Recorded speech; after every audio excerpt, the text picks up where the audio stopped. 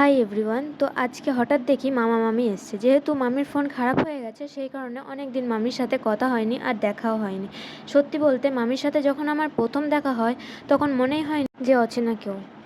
তারপর এদিকে আমরা রেডি হয়ে বেরিয়ে পড়লাম, আর যেই চুড়িটা দেখলে ওটা মামি আমাকে দিয়েছে বানিয়ে।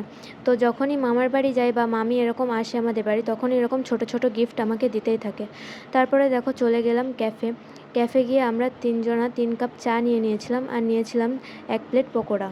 মামিরা এসেছিল সন্ধ্যের দিকে, তো বেরোতে বেরোতে অনেকটাই লেট হয়ে গেছিলো, 8:30 বেজে গেছিলো। তো এখান থেকে চা আর পকোড়া খেয়ে ভেবেছিলাম একটু ফুচকা খাবো, কিন্তু তখন ক্যাফে থেকে বেরোতে বেরোতেই বেজে গেছিলো 9:30, সেই জন্য তখন আর ফুচকা ছিল না।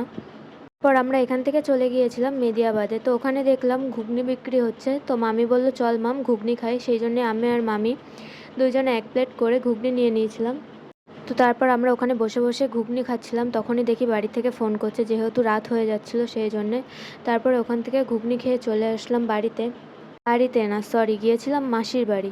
তো ওখানে গিয়ে দেখি মেসো এনেছিল ভেজিটেবিল চপ আর কোল্ড ড্রিঙ্কস। তো ওরা সবাই খাচ্ছিল।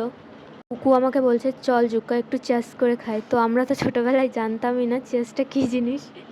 তারপর মাসির বাড়ি থেকে বাড়ি চলে এসেছিলাম। তারপরে দেখি মা রান্না করেছিল চিকেন কষা আর ভাত।